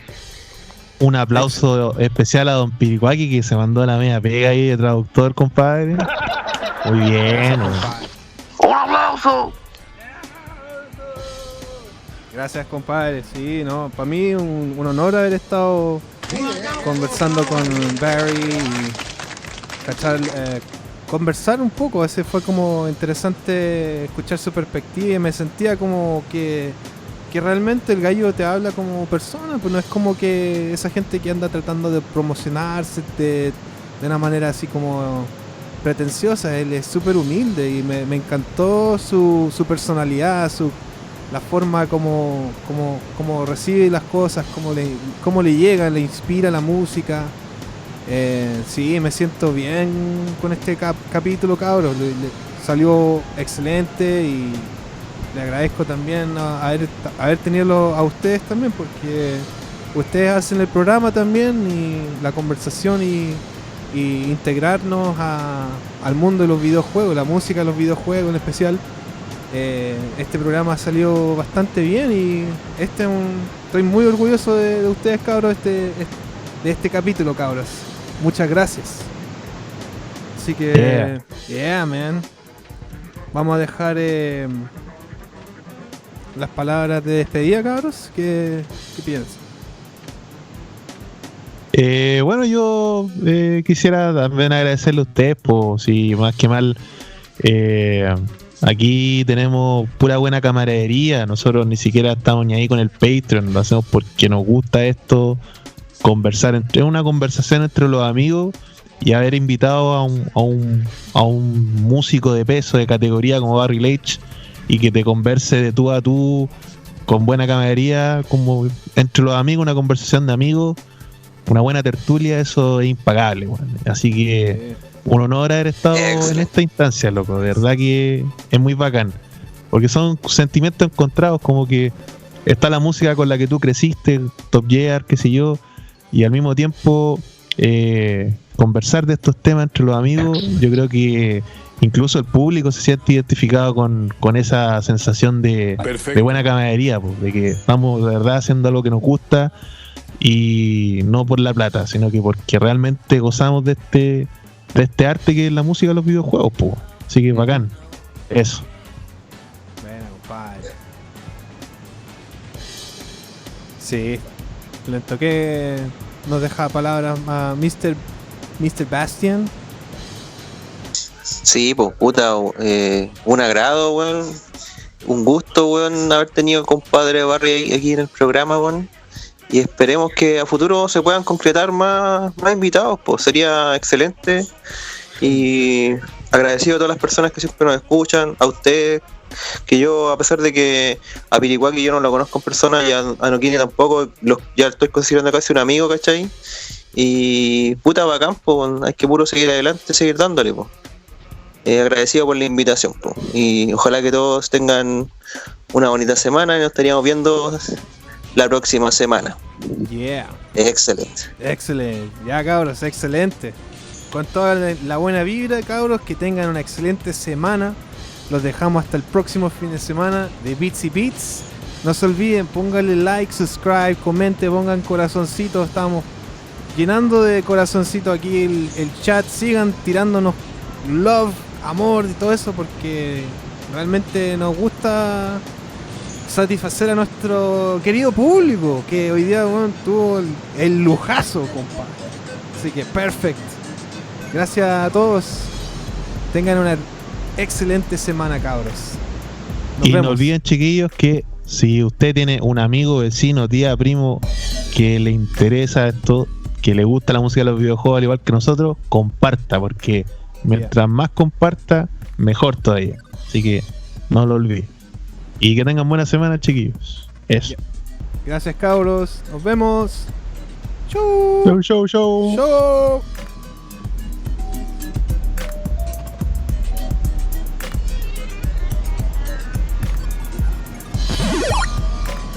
I totally believe you, dude.